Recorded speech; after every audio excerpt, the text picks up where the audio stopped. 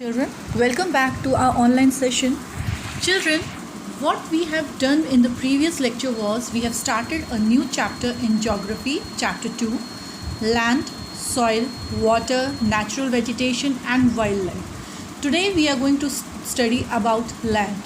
We all know what is land, children. Land, as here I have written in a definition that time in the previous class also we have discussed about it, that land is the natural resource and it covers 30% of total area of the earth's surface, right? So it is covering the 30% of the earth's surface. Secondly, the distribution there on land, if we say a distribution, it can be of population, is uneven, right? Uneven because like if you will see in some kind of areas there will be a very dense population will be there. Secondly, if we go on the hilly areas, there will be a little scarce population will be there, right? So there it depends on the variation of the characteristic of the land as well as the climate. This even uneven distribution of the population is done according to the characteristics of the land and the climate. Secondly, if I will tell you more about land, children, land is also an habitat of human being as well as all for the living organisms, right? Living organism, if I come to say, it can be animals, it can be plants, everyone, right? So land is an resource which is useful to mostly all the living organisms who are living. And because definitely while if we talk about the uninhabited land is also a resource, uninhabited land, that means where the people are not living, right? So if we are talking about the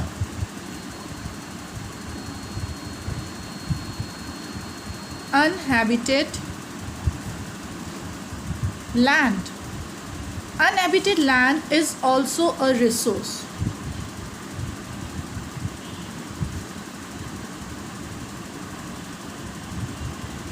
Uninhabited land is also a resource, right?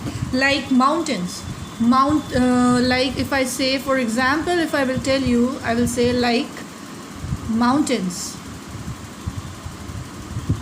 right?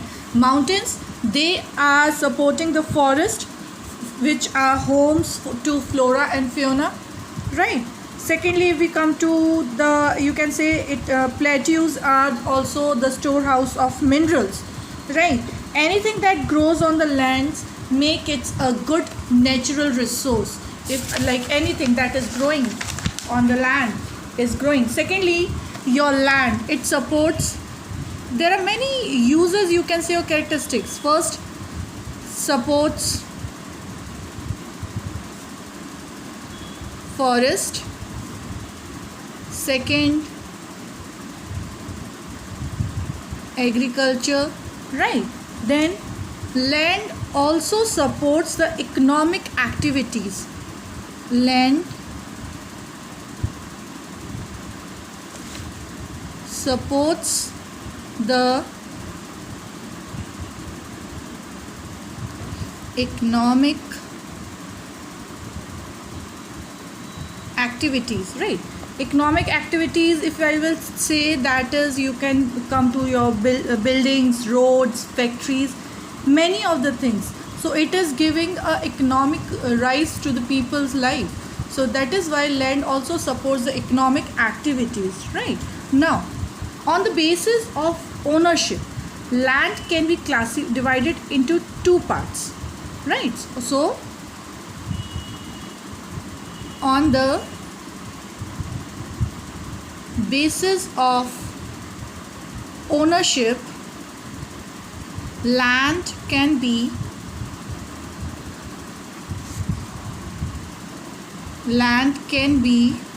divided into two parts, and those two parts are, first is your private land,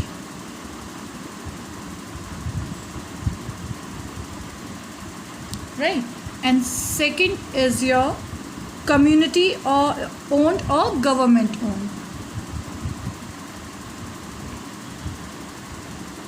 community owned or government land, right? So now if I am talking about that on the basis of ownership means the who is owning the land, right? So it is divided into two. First is your private land. Children, private land means it is owned by an individual like that a particular person is having his own land, तो उसको हम we are saying it to private land, right? It has been owned by a particular individual. Secondly, if we are coming to community owned or government land, children, community land is owned by a community for common uses like collection of fodder, fruits, nuts and medicinal herbs. These community lands are also known as common property resources, right? So this community owned land is also known as common property resources.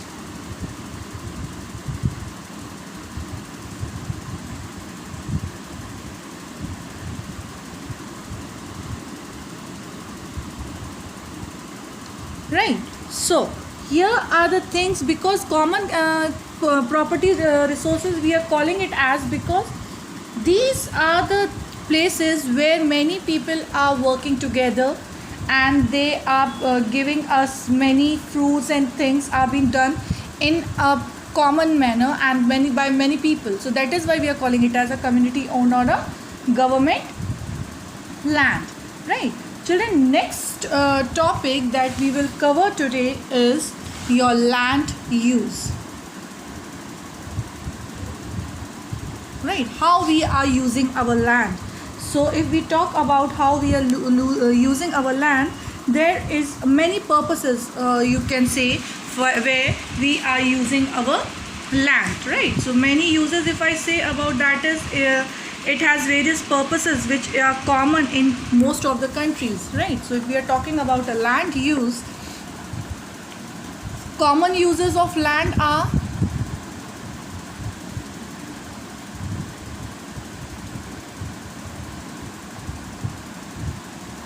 what are the common uses of land? Agriculture, then building houses,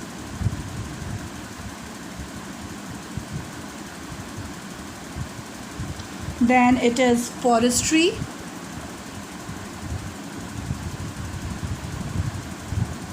right? Then it is your, you can say, mining, setting up industries,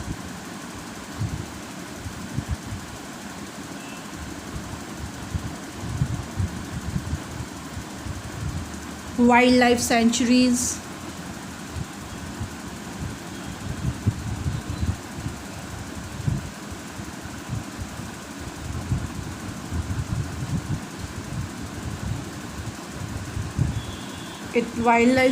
sanctuaries,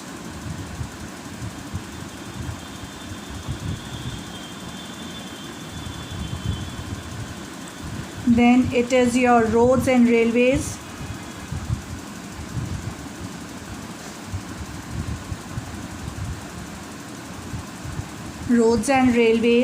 and various other infrastructures.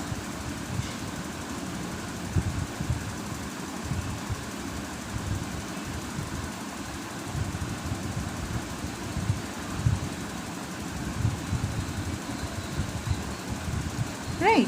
So there are so many things which we are for which we are using a land. I will again tell you in a short way. First, the land use that we are doing is the common uses. Common uses means most of the countries, in many countries, most of the things are common for which the land has been used, right? So first is your agriculture, second is building houses, third is forestry, fourth is mining, then setting up industries, wildlife sanctuaries, roads and railways, and various other infrastructures, right? Now, when we are using these land for different purposes, these all purposes are depending upon the various type of soils. You can say the various factors like types of soil, the climate. So the next thing which I will be including in this land use is like the extent to which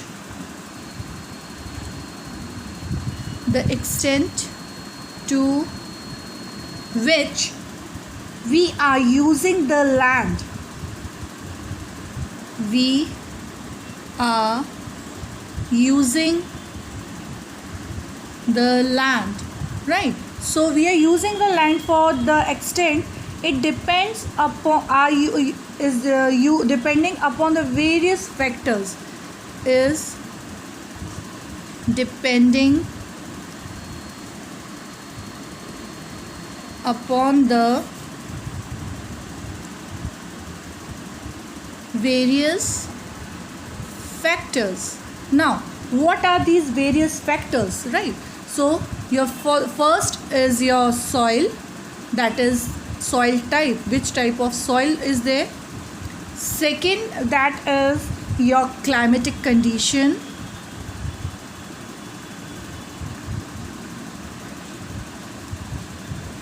Then third is your topography.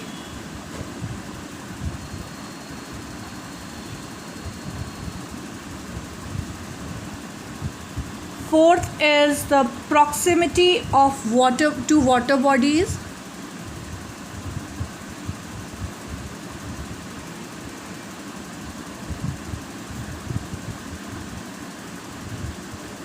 Right. Then availability of minerals.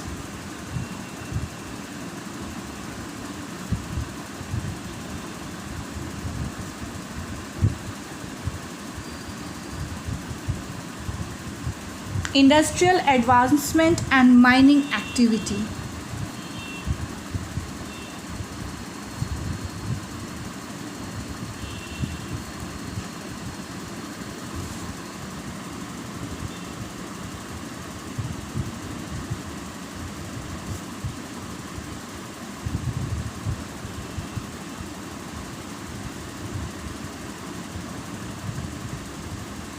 Right, children? So the land that we are using, it also depends on the various factors, and those various factors are: first is type of soil, second is climatic condition, third is the topography. Children, topography means the physical division, right? Whether it is hilly, whether it is plain, whether it is plateau, all that comes under topography. Then is proximity to water bodies, the availability, you can say how much the thing that you required for your soil formation, line form usage is present over there or not. Then availability of minerals. Last is industrial advancement and mining activities. Right, children? So today we are stopping over here. Again tomorrow we will be continuing from the land use.